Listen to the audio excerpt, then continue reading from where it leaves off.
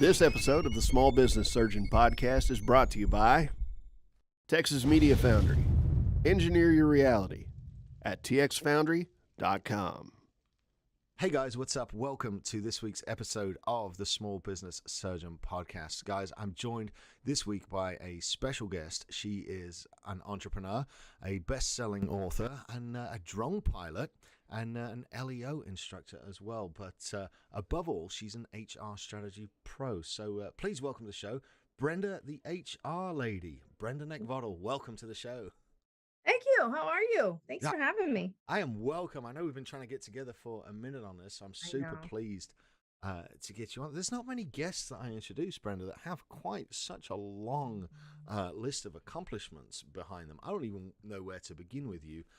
You're known as the HR lady, though. So let's just start there. Tell us a little bit about what you do. On the HR side or on the drone side? On any side. It's the Small Business Surgeon. We're going to learn a little bit about you, and then we're going to learn a little bit about some of the lessons you've learned along the way. So let's just start. Tell us a little bit about you. All right. So first off, I am a serial entrepreneur, and I actually became an entrepreneur, a multi-company entrepreneur, in an effort to actually support my family. Mm-hmm. So I have a father with Alzheimer's. I have a sister who's a widow with 5 daughters and literally had nothing. So it's like I have this huge responsibility to help make sure that everybody has got a roof over their head and food on their table, and that they've got healthcare and all that stuff. So that's really kind of how it started, to be honest with you. I've been in human resources for a very long time. I've been in human resources and business even longer. And I've got a couple of passive investments that I have that produce a lot of seed money so that I can continue to grow. Right. I have my own HR consulting business, which is really, it looks like it's moving more into, we do help HR professionals, but honestly, it's really moving more into like business structure and leadership. Yeah. Particularly for entrepreneurs, which is really cool. And then I also have this is such a far cry from everything that I've ever done, but it completely ties in with my entire background in life. I started a drone company that utilizes like my entire training cadre.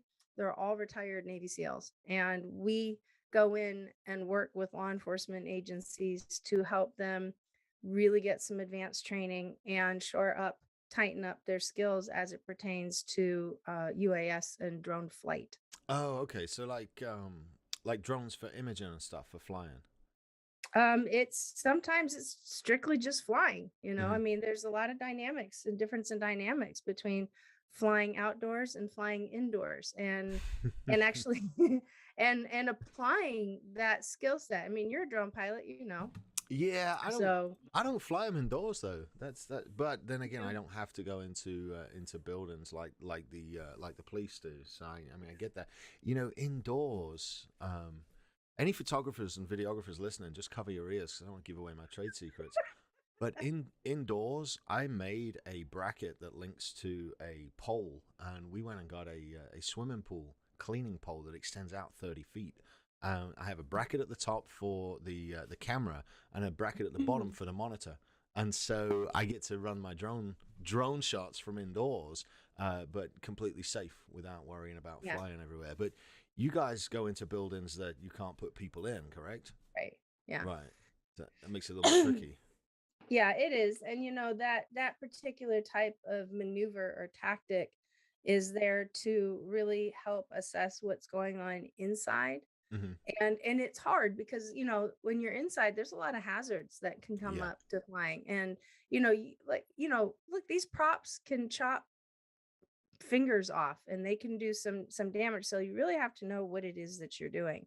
And that's what we work to help them figure out, like, how can they have that top skill so that way everybody's safe, including the people that, may have done something unlawful or they're just having a hard time. There's a lot of mental illness out there. There's alcoholism, there's drug use. And so, those behaviors get erratic, right? So how do you send in a drone So that way you can scope out and then figure the best way in. So that way everybody's safe. We have a happy ending coming out of this. And so we actually teach specifically the flight piece of it. That's super interesting. I'd like to get back onto drones and stuff later on in the show, but before we do, let's rewind a little bit. You started out in corporate HR and then made the transition into entrepreneurship. Is that right? Yeah, I go a little bit further back. I actually started in retail, and retail will give you a broad brushstroke of everything. Excuse me. You touch everything from finance to marketing to visual to sales to ops to safety to HR. I mean, you literally touch to loss prevention. You touch it all. So you started out in retail and then got to HR from there. What did the journey from HR into entrepreneur look like for you? It was a sudden stop. Well, fair enough. So I was working as a vice president of human resources for a small government contractor here in the area. And some leaders are not leaders that trust their people. And some leaders are leaders that tend to micromanage. And I found myself in a situation to where I was put in a compromised position really without my knowledge. And so I said, no, we're not doing this. I'm not putting myself out on a legal branch for anybody. If I'm going to make that decision for myself, at least I know what the risks are, but I had no idea what was going on. And I kind of discovered it. So I left suddenly, which is the only time in my entire life I have ever just walked away from a job like that. And I had to. Yeah. I mean, yeah.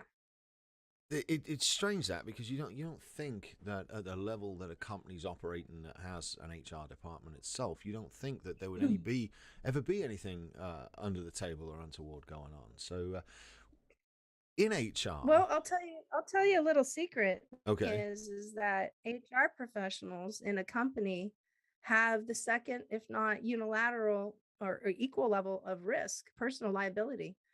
In a company alongside the CEO or whoever the apex leader is. Okay. So, when when I say that is because, let's say, for example, you have an unresolved employee issue and they decide to go ahead and take it to court. And now they can actually go direct to court versus actually filing with the EEOC. And so, especially if it's like a discrimination charge, they can actually take that in, or sexual harassment or retaliation. They can go right, they do not stop and pass collect $200, go directly to the courts. And if it turns out that through the course of events that the HR pro or the leader of the organization is responsible for the outcome, the employee can actually take that individual to court in addition to the company. Wow, that's crazy. Yes. So there's a lot of liability. Well, I was going to ask you, like, my next question leading into that was what's the one thing about HR that you could tell us that would surprise the small business owner? But I think you just nailed it. So tell me a couple of common mistakes that the small business owners make in this sphere and what the best ways for them to avoid them are, seeing as we're stuck on this topic now. That's all right. I will tell you the number one mistake that I see, especially with new entrepreneurs. So to answer your past question, is that I walked away and I just started a consulting company because I knew I was marketable. Oh, we're going back to that. I need all of Brenda's history here. You just got me thinking that, hey, I was going to ask you what the most surprising thing about HR was, and you told me. I'm like, well, damn. While we're on that subject, give me a couple of lessons for the guys listening on some simple stuff, and then we'll get back to how you left. No, that was it. That was the end of that. I wanted to finish the sentence, but anyway, the thought, so that way we didn't have a cliffhanger. So the number one thing that entrepreneurs make, the biggest mistake, is that they don't classify their employees properly. And what I mean by that is they try and get around the tax code by making their team 1099, and they treat them like 1099 contractors, but they treat them like W-2 employees. They give them raises, they give them benefits, or they tell them what to do. They give them a mandatory meeting. You got to be here at 8:00. Well, that doesn't work like that. Bro, and the IRS is very clear on this. And in a situation like that, not only would you be dealing with the IRS? But those employees have the ability to go ahead and file suit against you under the Fair Labor Standards Act. And let me tell you something, that starts a Department of Labor audit, and those audits can last up to 3 years. And I bet they know what they're looking for when it comes to the difference between Yes, they do. W-2 and 1099 and have you paid payroll taxes and all that And other they stuff. will ferret that out, and they won't even do it just for that one employee. They will pull all your records, and they will look for every incident for every employee, every pay period, every month for the last 3 years. That's how far back they will go. That sounds like a real pain in the ass, to be honest. It is, and it's very expensive on top of it. So just, that's the number one mistake. The second mistake is that they don't take time to develop their employees. And what I mean by that is that, I get that the sale is important and bringing more revenue in. Absolutely. But once you get somebody in through the door, if you're not teaching your employees how they should approach customer service issues, how they need to do something, how they need to engage within the workforce, that really surrounds how you envision the company, your core values, what you believe in, then you're going to have issues. You're going to have like big issues. You're going to have high turnover. You're going to have people that are making mistakes, and quite frankly, they don't care. And you've got to train your people. You have to train. I think what Henry Ford made this famous quote. It's like, people ask, it's like, well, what happens if I train my people and they leave? And it's like, well, what happens if you don't and they stay? Oh, that's a good one. Yeah. Yeah. Yeah, no doubt. So how many, in your experience, how many business owners, because I never had them, and I've run successful companies multiple times in the past. How many business owners don't actually have a coherent mission and clearly defined core values? The vast majority of them. Okay. So I'm in a room full of Apex people, and everybody's got them done, and I'm just like, why are these normal? But in all honesty, starting out as an entrepreneur, nobody can do anything as good as I can. Give me all the work, I'll get it done. You guys just help with this, and this, and there's no cohesiveness in this is our mission, this is where we're going, and these are the things that we value. Is there a good way to bring that up and start working on that as a business owner? Yeah, it's right away. I mean, anybody can start doing it now. They just have to get very clear on what their core values are. And then the big question is that every move you make, does it support your core values? Mm-hmm. Right? So it's like the same thing. It's like every move you make, it has to support your number one business objective. So if you're not, so I'm going to give you an example. Look at CarMax, for instance, right? I worked for CarMax for 8 years. CarMax's number one business objective is selling cars. That's it, period. We sell cars. That's what we do. Right. Everything you do around that. If an idea, suggestion, a system, a process, an SOP, a result, a business decision, a change, a shift, if it doesn't support selling cars, it's not a fit. And that's where a lot of people get stuck in the minutia. It's like, you'll have administrative employees or employees who deal with that side of the business. And then they'll say, well, we have this process in place, but what if we did this? And what if we did that?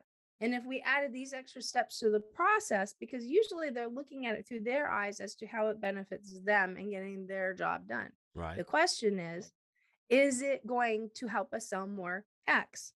Mm-hmm. And if the answer is no, it's not a fit. And I think really through COVID, when businesses had to not shut down, but shutter and everybody go inside and work from home, companies learned really damn quick that they had a lot of extemporaneous steps in their businesses. And it was a shock. Well, personally, I mean, we cut probably $50,000 a year of expenses out of a company that at the time had 4 employees. Yeah. Ridiculous when we're actually forced to sit and look at our processes and what we were doing and what we were spending on what. But if it wasn't for COVID, we'd have just kept going as life as normal and kept spending that money. So it's crazy you bring it up. And it's a blind spot. Oh yeah, you don't actually see it. No. You don't actually see it. Mm-mm. So where does this passion that you've got for HR come from? How did that originate? Because I mean, no offense at all, but I hate what you do, and I pay people to do it for me. It's because you haven't had me sit next to you at the table. I have people take care of all that, the hiring, the onboarding, the interviewing, I don't touch it. The pay, like the taxes, all that stuff. How did you did you get to a point and realize you were passionate about that, or was it just something you started to work on and realize you were good at? Yeah, well, both actually. It was in like 2000 when I discovered that I really liked it. I was given an opportunity to help when I worked at CarMax at the time to help keep our hiring process organized Mm-hmm. inside our own location. And when That's because I the guy dug in deeper charge into didn't it, want to do it. The guy in no. charge hated it. Well, that's a big place to have a guy in charge of hiring. I mean, that's, one location has, billions of dollars of assets, right? I'm teasing you. So, yeah, I know. I know you are. But anyway, but yes, no, he didn't want to do it. But he did hire, he did interview, and he actually conducted the final interview on every candidate that came in, and he gave his blessing on it. But he did it because we were ready. We brought him viable candidates, and that was part of our defined process. So, I worked for this company that had great processes. I heard really strong leaders say very impactful things, even during some of the worst times that we've experienced together. Mm-hmm. And I went, wow, I came into CarMax burnt out and fried from a management position where I didn't have anybody that liked me. I was good at taking a broken system and a broken store and converting it and turning it around into profitability, something that's profitable. I Mm-hmm. was really good at that. I still am to this day. But I I did not make the right kind of connections because I had hiccups in my own leadership style. And I didn't really look at that type of position as a leadership role. I looked at it as a manager. And guess what? Managers only make sure that things get done. Mm-hmm. Leaders are the ones that know how to shepherd people through the vision. And so I wasn't that. I was somebody else, and I was caustic and toxic, and I was a real diamond in the rough. And matter of fact, that manager that we were just joking about, that leader we were joking about at CarMax, he took me under his wing and he became the first leadership mentor. Matter of fact, to this day, we still stay in touch, and he's been my favorite boss to work for my entire career. And Maybe I have a tremendous amount of respect for that human being. maybe because of how much emphasis he put on leading instead of bossing, right? Well, you know what? He was the very first person in my life that looked at my edge and saw a value to it. And he also saw something else in me that I never got credit for, and that is that when I work with a customer, I have a very strong tendency to make people feel very good about themselves and Mm-hmm. about the decisions that they make, because everybody has concerns and questions. It's like, it as an entrepreneur, you've made a decision, and in the back of your mind, you're like, holy shit, man, I hope this was like the right move Yeah, I'm making here. dude, And when you that's just a Tuesday around here. right, exactly. And so when you have somebody that comes in and validates what you're doing, even though it might be a little skewed and it Mm-hmm. might be a little off or something's not really quite right, when I work with somebody, I come in and I take a look and I'm like, okay, so here's where you are. I get this. This is where you have exposure. But you know what? Here's the good news. You've done great so far. We got a little bit of work ahead of us just to be able to get you to, you know, just time collapse it just a little bit.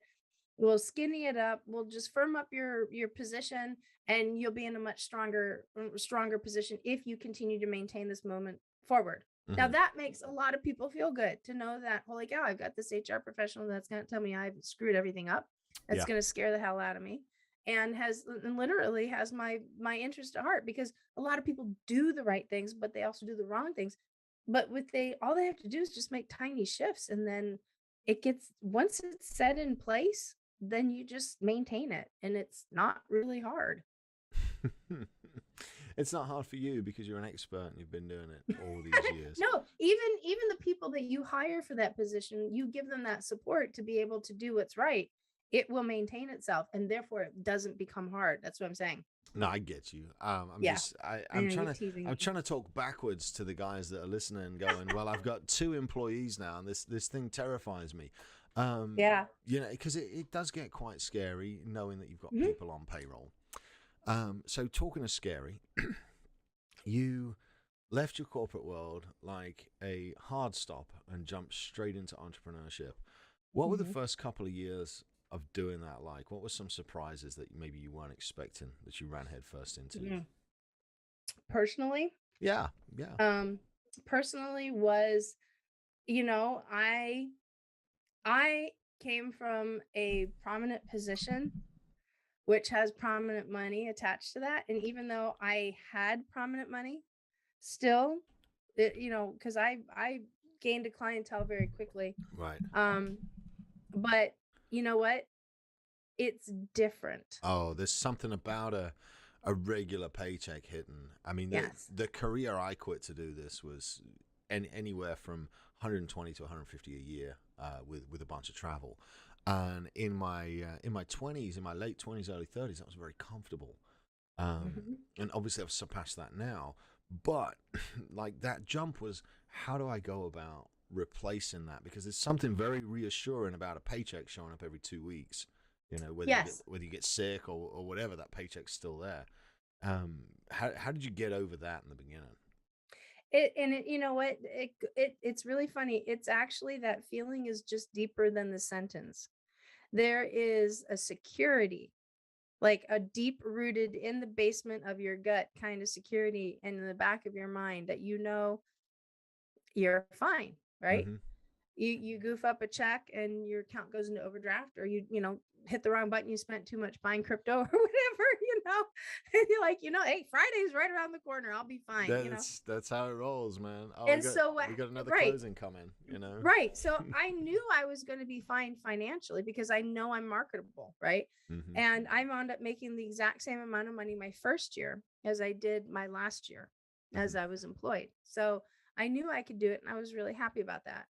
Here's the thing, is the reality of knowing that Friday is not right around that corner is what made me tighten up how I spend. And it took a couple of smacks in the face to do that. But then develop a comfort around that. And so, a long time ago, I made the decision, I'd say it was like 2009. No, it wasn't. It was 2011. I decided that I was going to live below my means.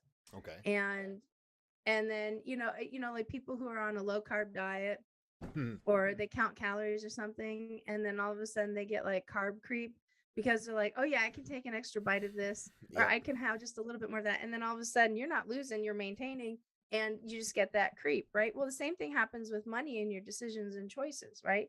Even though I still have my life set up living below my means, and I'm talking about my basics, and I still do exactly the same thing as I did back in 2011, I would get the spend creep. And because it was there. And so when I converted from an employee to an entrepreneur, after a couple of smacks, it made me realize that this is a different game. And there's nothing wrong with living below your means and on periodically getting something that you really want. Right. And there's a lot of allure that comes with being a business owner because people only see the highlight reels. They never see the behind the scenes stuff. That's the truth. Right. Yeah. Right there. Right. So you and I are with Apex, right? We're in executives. We're surrounded by multimillionaires. And as a matter of fact, there's a couple of billionaires that we're getting access to as well. Yeah. With that comes a certain way of seeing them. And then, it's like we may or may not be in that exact same position. But again, you also don't know what's in there behind the scenes because you're only looking at their highlight reel. Yeah. I know. And for me, it gets intimidating with me going in those rooms because let's be honest, I'm on the bottom rung. I'm on the bottom rung of the ladder that's in the top room. I just joined it 3 months ago. I've got a lot of work to do and a lot of growth to do within that particular group. But there's guys in the groups below us that look at us like we've got our shit together, and I don't feel they fooled. I don't feel like I've got my shit together. No. And I still feel like money is coming in and going out faster than I can possibly keep up.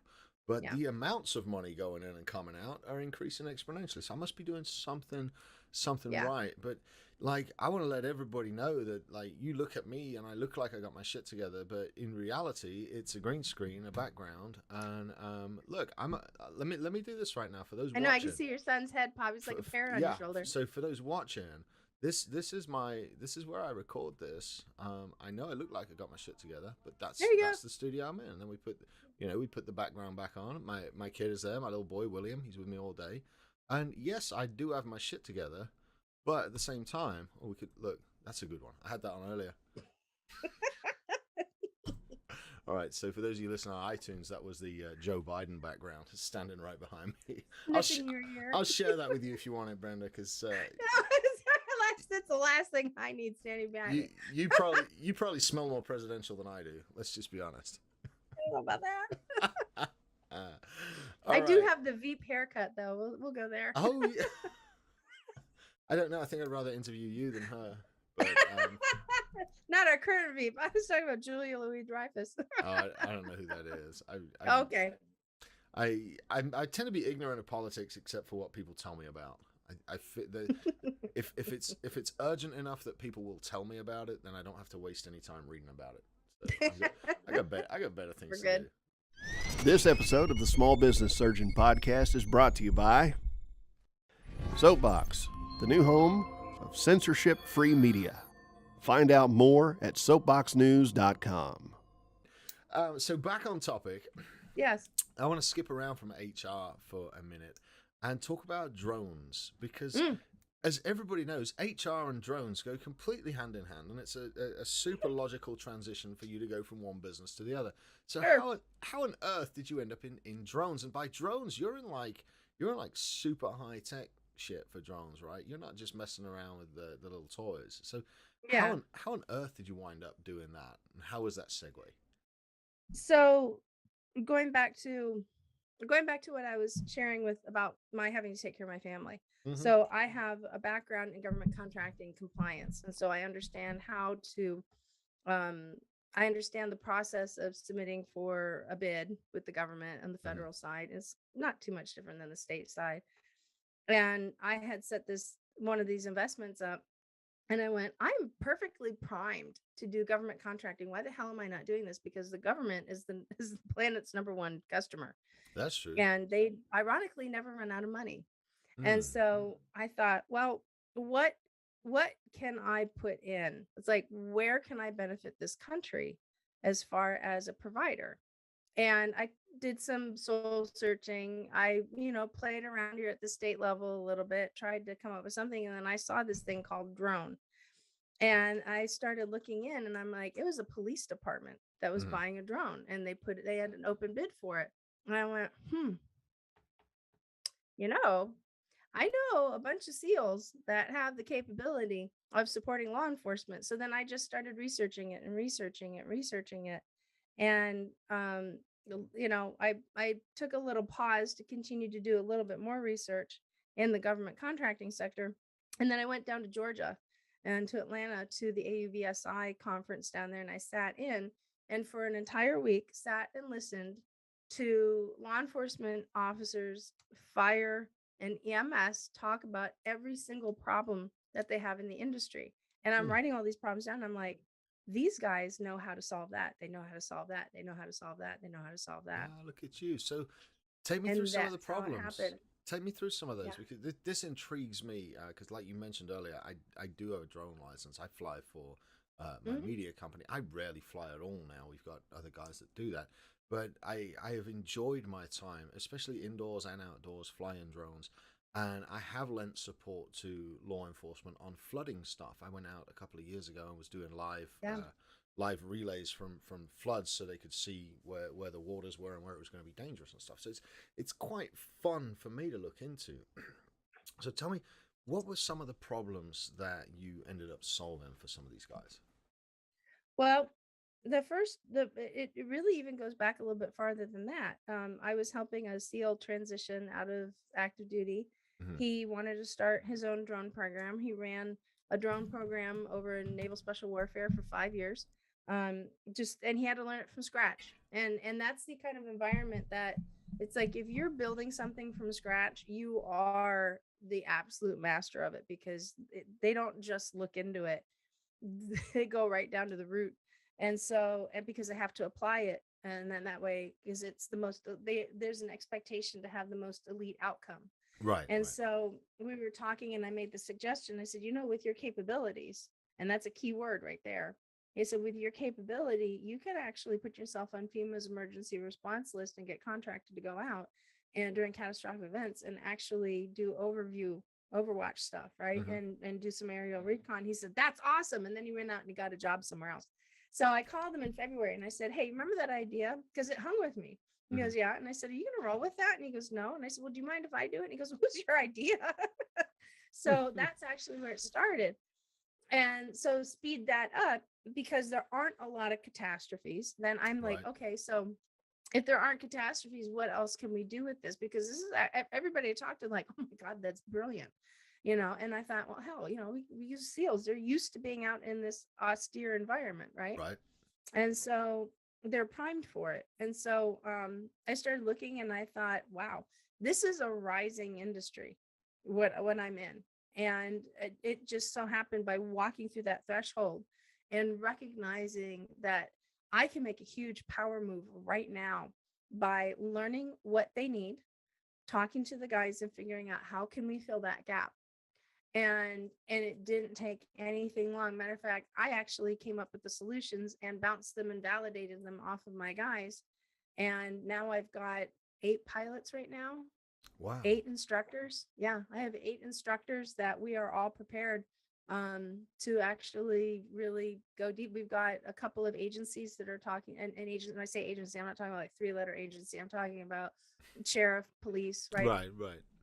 Because I am registered on the federal side too. So, but they're talking about, hey, can we have you submit a proposal and talk to us about coming in and actually teaching this in our own academy? Can you come? We're building a new unit and we want you to come in and do this. And like, we want to talk to you about what are the kind of trainings that you can come up with, because here's where we have our need. So it opened up dialogue. And the big piece of it, I never once sold anything. I just came to them with the right background, the right team, the right mindset. And that was, I'd really like to learn more about what it is that you guys do.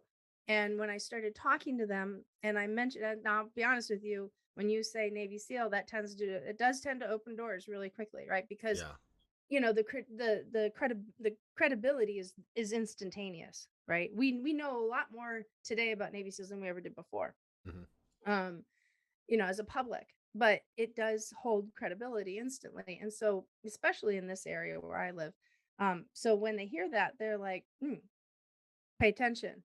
And then we have conversations with, like, I'll ask them, like, what are your biggest challenges that you're running into?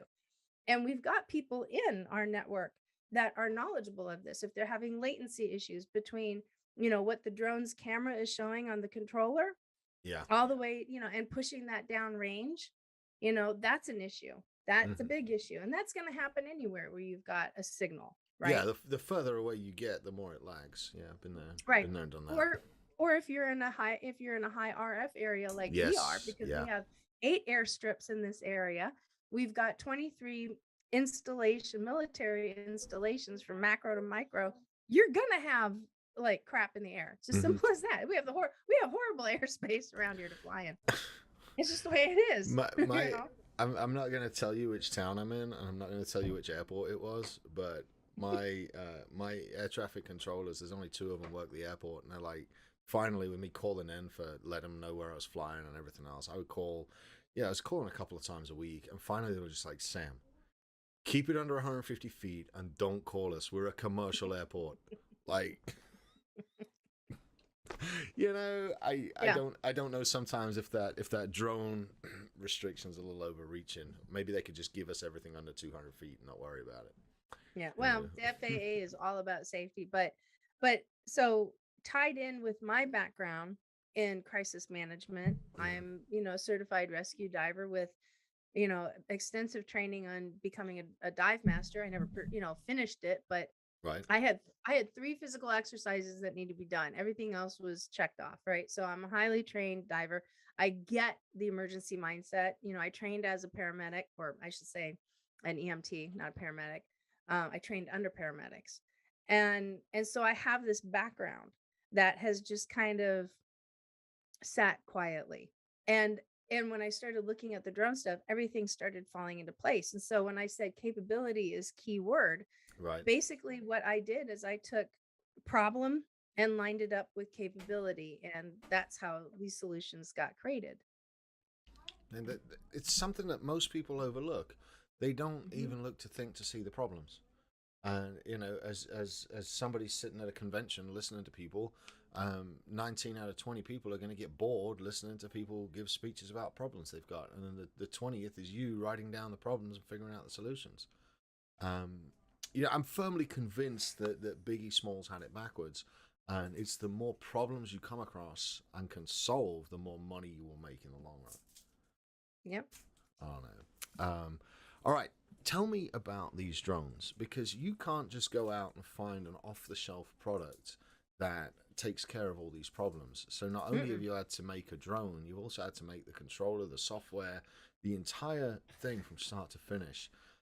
Tell me about your drones and what they do and the process. Let's get into the process of actually saying, I want to build a drone. What happens next?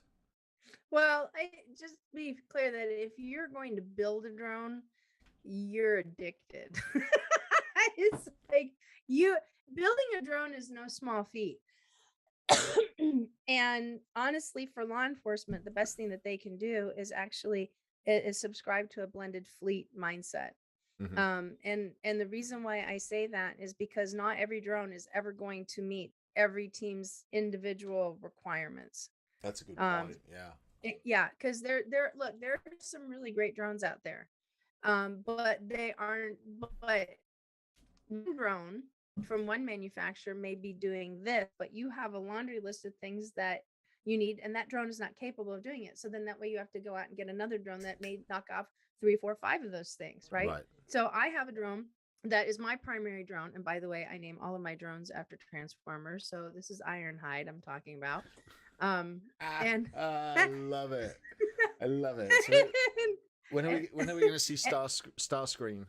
We've got to get Starscream in there. I haven't figured out how to get, yeah. So right now I'm an Autobot. But we'll figure out Decepticons. Well, I said Starscream because he had his own drones, if you remember correctly. That's very true. He does. Starscream had Laserbeak, and then he had one of these. That's others. Right, but he was definitely Decepticon, right? Yeah. So, but that's why it jumped out to me. So anyway, when you look at Ironhide's capability, and I was dinking around with this yesterday, and you're gonna laugh when I tell you the story because I was on the phone with a SEAL friend of mine when I was doing this little experiment. So I've been studying more about IR and thermography and trying to understand how this technology works and how it can be best applied in what we're doing. And so I went down to our military store, military surplus store, and I actually picked up, or I should say supply store, they don't do surplus, and I picked up a pack of IR chem lights. And I have an idea for this a training exercise because we do scenario based training. And I thought, okay, I'm going to test this out real quick. It'll cost me like what, $20 to do it. It's no big deal. So I cracked open an IR light and I flipped on my drone, and I've got the therm on it. Now, even though drones say like what has IR, well, it may not have true IR. It may have only therm or thermal imaging, right? Right. So mine has thermal imaging on it. It does not have IR because IR uses ambient light. And so I flip it on and I can see the stick. And then about 10 minutes later, I can't see the stick. And so I'm on the phone with my friend, and he's such a wise ass. He's like, well, you know, Brenda, he's like, the thing about IRs is that IR chem lights is that if you don't have nods, you're not going to know if it actually really works. So you have to crack open another one. And I thought, you know, that's actually really sound logic. And so I cracked open a second one, same thing happened. And then I couldn't see that one either. And then that's when I realized that the heat from my hand of cracking it is what was being picked up on the stick, not the actual IR. So, you know, we even need to, you know, dink around with these things too, to make sure that what we're training makes sense, right? We have to validate our own instruction. And I thought, okay, well, there goes that exercise, right? But it's got me dialed in, and so that's when I realized it's like, I need to dig deep into real true infrared technology and thermography to understand. So, and again, that's a really great example, because if I'm asked, or if I'm contracted to go fly Overwatch for a mission in our local police department here, Mm-hmm. then, or any one of my guys for that matter, and they take Ironhide out, they have to know the capabilities of that drone.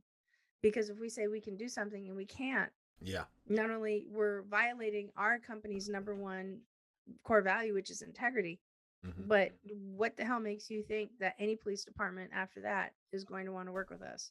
Yeah, no doubt. I mean, it would damage your reputation completely, Exactly. wouldn't it? Right. Yeah. So it's something as simple as that, just that mindset, right? Mm-hmm. So going back to the conversation, and that's the reason why blended fleet. So if you're going to get into building your own drones, you're actually probably moving away from a managed flight system into true flight, where you're going to have to ride the stick all the time. Mm-hmm. And you have to really take into consideration, if you're in a mission where you're standing next to the incident commander, or whatever it is you're doing for that matter, like if you're contracting to go get images of dolphins in the water, right? Yeah. The question is, if you're in a high wind situation, or um, kind of like a volatile weather environment, do you really want to be riding the stick, or do you want more of a managed flight system, right? So you have to understand these things. Dude. And then, yeah. Running sticks and wind. Oh. Your hands hurt. They cramp up. And then you're like, wait a minute, I'm at full throttle and this thing isn't moving. We're going backwards. Yeah, exactly. Yes. Exactly. Yes. Yeah. And of course, the higher you go, the windier it gets. Mm-hmm. So, yeah. I'd forgotten about that, because mine fly themselves now. Everything on mine is just GPS. I mean, we use them primarily for real estate photography, and we do some mapping stuff for clients. But even the mapping missions, you just pre-program and you hit go, and it comes back on its own. Exactly. But and that's a managed flight system, right?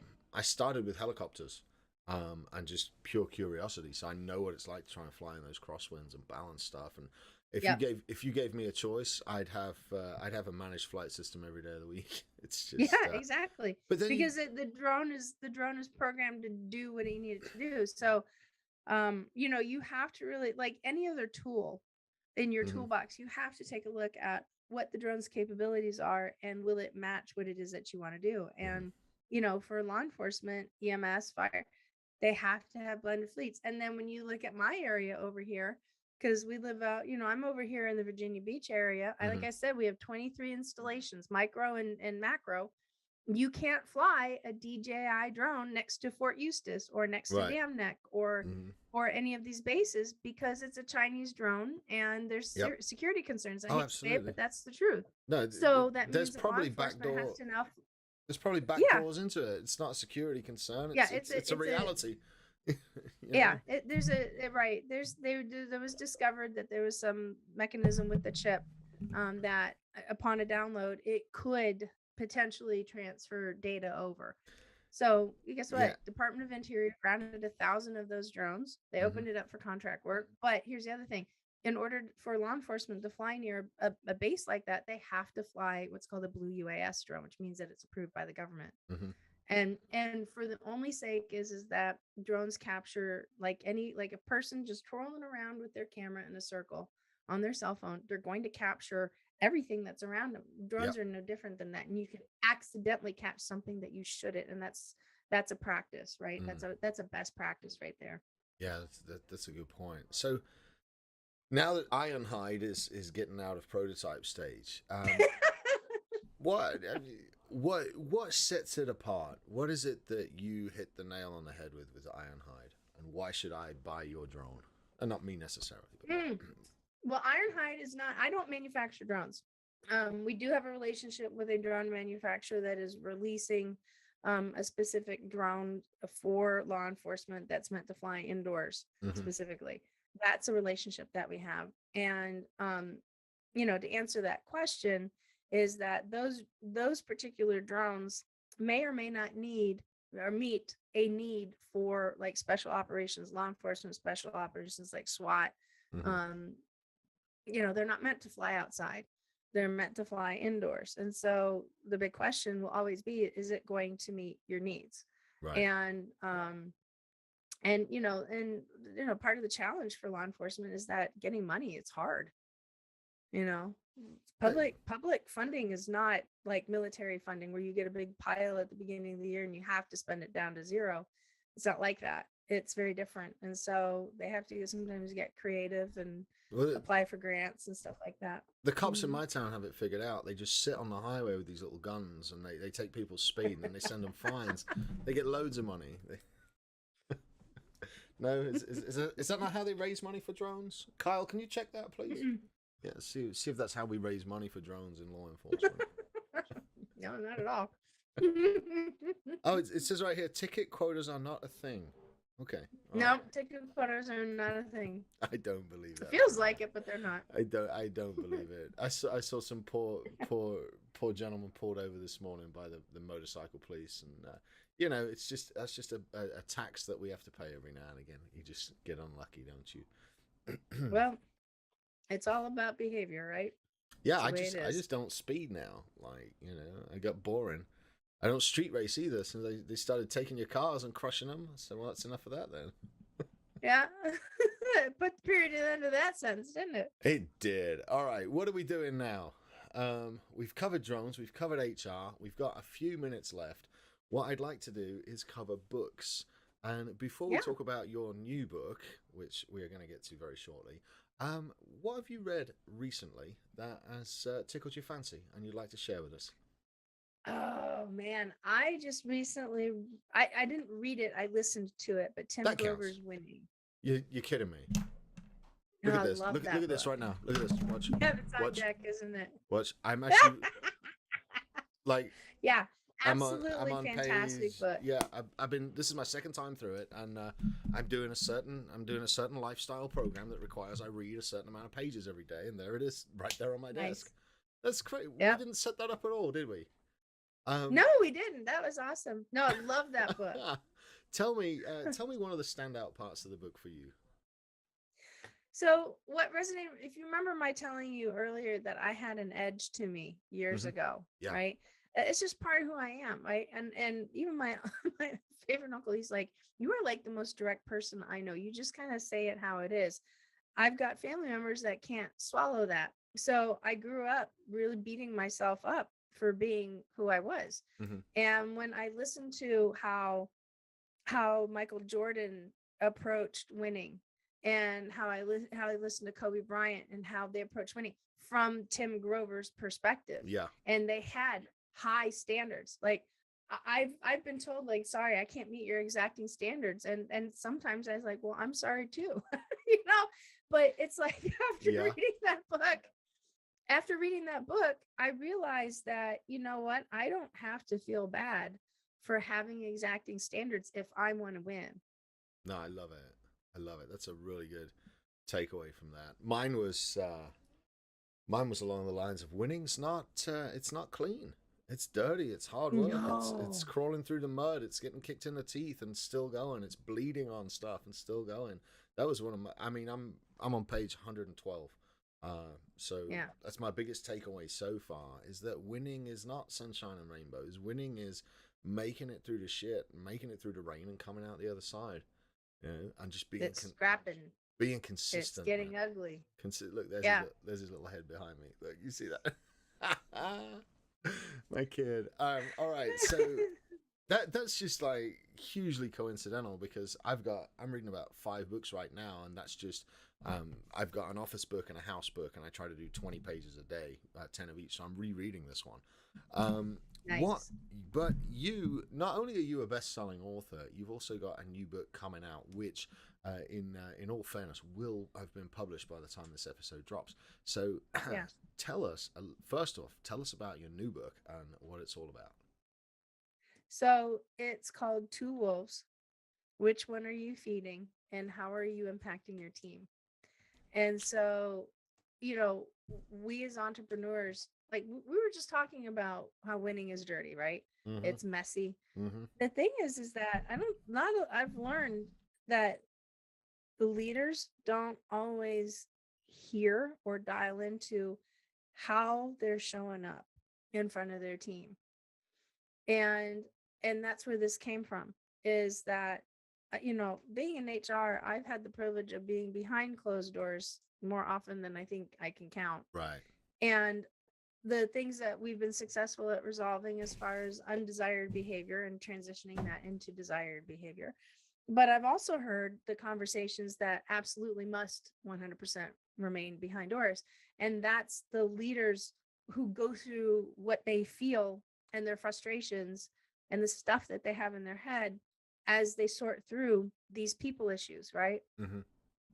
Every employer, every leader, CEO in the company, president, whatever you are, you own every problem in the business, even if you aren't the one working the problem, you own it. And so it's your responsibility to make sure that you get through all of that. But then when you have people that create problems, in how you come across, how you are perceived, is really a lot about how you're going to get through this situation. And I'll give you an example.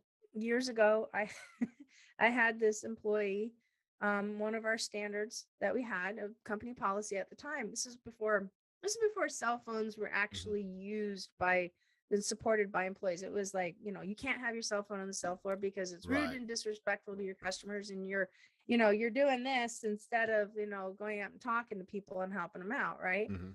So we had a girl that was texting on the floor, and I came up to her and I said, "Hey, listen," I said, "I saw that you got your phone. I'm sure you're handling something quick and personal. I need you to put it away and, start working on the recovery for tonight."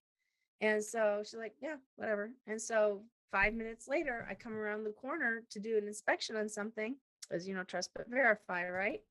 And there she was, standing in there on her phone. And I walked up to her and I said, "I'm sorry, do you need to take a break to go handle what you need to handle? Because you can't have your phone out on the floor. You know this. We've already had the conversation that you're out here texting, and I need you to be doing this." And then she starts getting huffy, like it's my fault.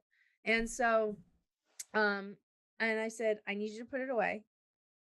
She did. I go, "Thank you. Now let's get this done so we can get out of here. Mm-hmm. We can get out of here a little early tonight."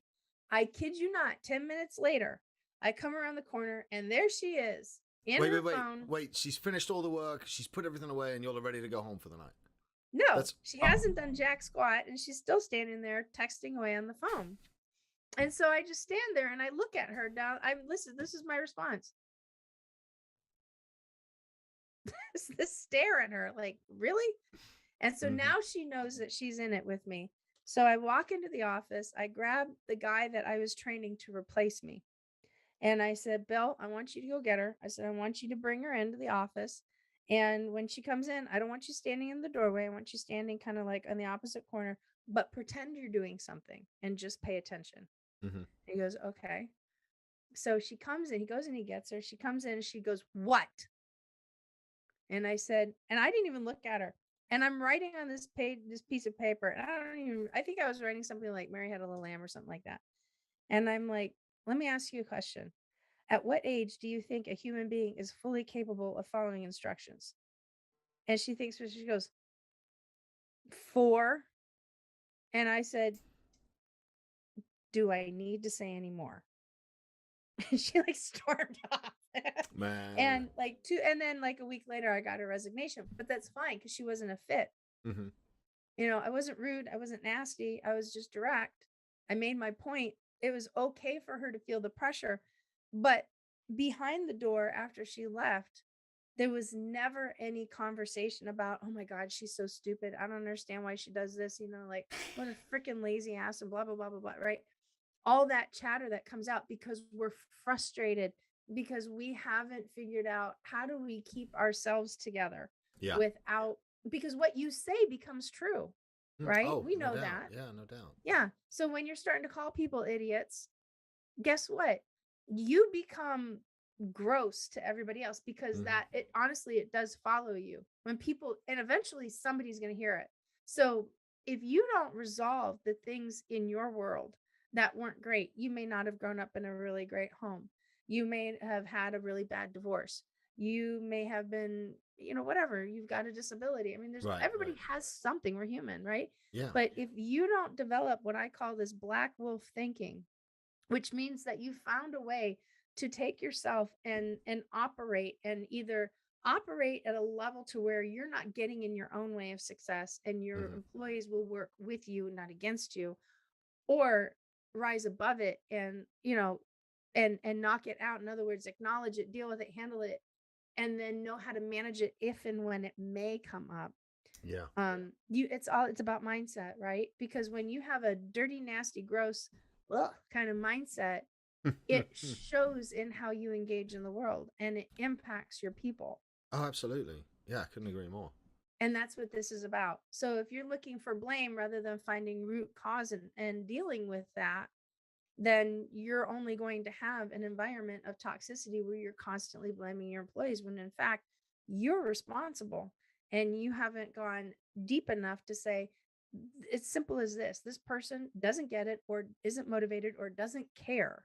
Those are your Right. options. So how are you going to deal with it? And it all boils back down to there's good inside you, and there's procrastination, laziness, and evil inside you. And which wolf are you going to feed? Which one is the one that you're going to nurture? Because the thing I've learned over time is that it doesn't matter what you wish for, whether you focus on the negative stuff that's going on in life or focus on the positive stuff that's going on in life. What you'll get is what you end up focusing on. So you might as well focus on the great stuff and focus on the right wolf. Feed the right wolf. So there's the white wolf and the black wolf. And the black wolf is that rare mindset, because the black wolf only exists as a rarity here in North America. It doesn't exist anywhere else in this world, which means that it's even more rare, right? So that puts you in that position of being an elite leader, because you're willing to, and winning, like we talked about a little while ago, it's hard. Dealing with your own demons and with the things that pop up in your life is the most uncomfortable crap you will ever deal with. Oh, no doubt. Yeah. So, but if you it's better when you've dealt with them. It's better to get them out the way. But it's never pleasant though.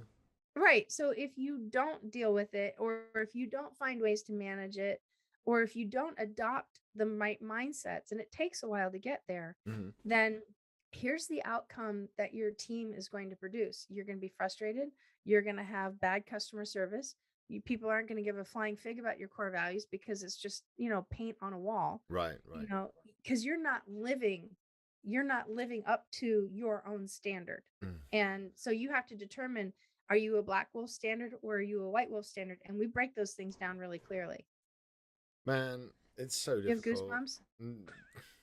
No, I was just thinking about it. The stuff you define as the standard and setting the baseline. I mean, Thomas posted on his Facebook page this morning about how he'd been to the gym and how he'd been grateful for this and how he'd eat his breakfast and how he'd done all this stuff.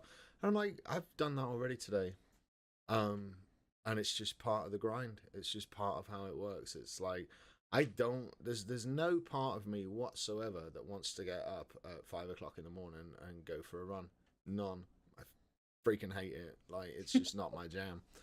But there's a part of me more that says, if I step up and if I show that I'm capable of leading and that I'm capable of taking care of myself and that I'm capable of doing all this stuff, if I show I'm capable of it, then everybody that works with me should feel that same way.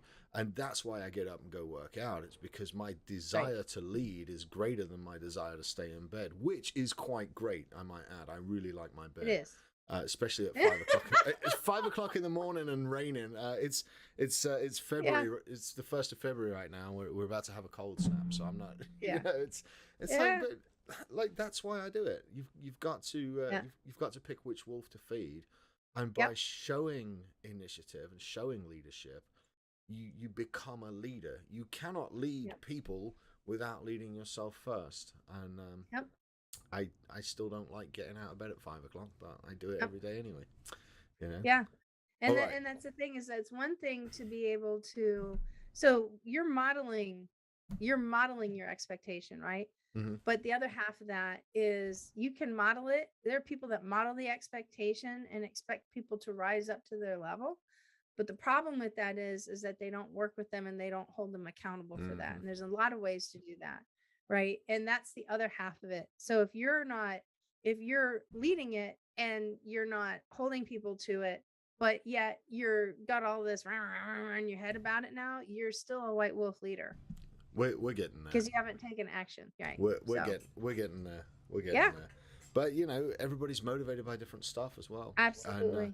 And one of the things that changed a lot for me was having these people write down what motivated them and what their goals were, and making those our goals that we worked on together. Yeah. However, but as much as I'd like to go another hour, we both have hard stops on time because we both time block and we both manage our calendars. Brenda, before I let you out of here, what's the name of your book and where's it available, and how do we follow you on the internet and keep up with you Absolutely. online? The name of the book is called Two Wolves, Which One Are You Feeding and How You Show Up for Your Team. It's available on Amazon.com. You can follow me over at Brenda the HR Lady, because nobody knows how to spell my last name, so we make that really, really easy. You can, if you want to check out the drone side of life, if you know somebody who's in law enforcement, or you're listening, you're in law enforcement and want to check us out, we'd love to talk to you. That website is aerialrecontraining.com. Wonderful. We'll drop all those in the show notes. Brenda, thank you for being such a wonderful guest. I'm sorry we didn't get another hour to keep talking, but I'm looking forward to the next meetup that I get to see you at. Thank you so much. Thank you. Yes, we'll see you tomorrow, probably. I hope so. All right, guys, that's going to wrap it up for today. A huge thanks to Brenda Neckvatal. Brenda, thank you. The HR Lady, as she's known. Do me a favor, run over to Amazon, grab her book, the Two Wolves, and we'll put all the links to her stuff in the show notes. And as always, if you've gotten anything out of today's show, go ahead and like it, subscribe it, leave a review, and share it with someone that might get something out of it. Brenda, thank you so much for being on. I really appreciate you. Thank you so much, Sam. All right, guys, that's it from us. You'll be good, stay safe, and we will see you on Friday for this week's episode of Friday Fire. Take care. This episode of the Small Business Surgeon Podcast is brought to you by reengageme.com. Customer acquisition retargeting made easy. Generate more revenue for your business without taking time away from doing things you actually love.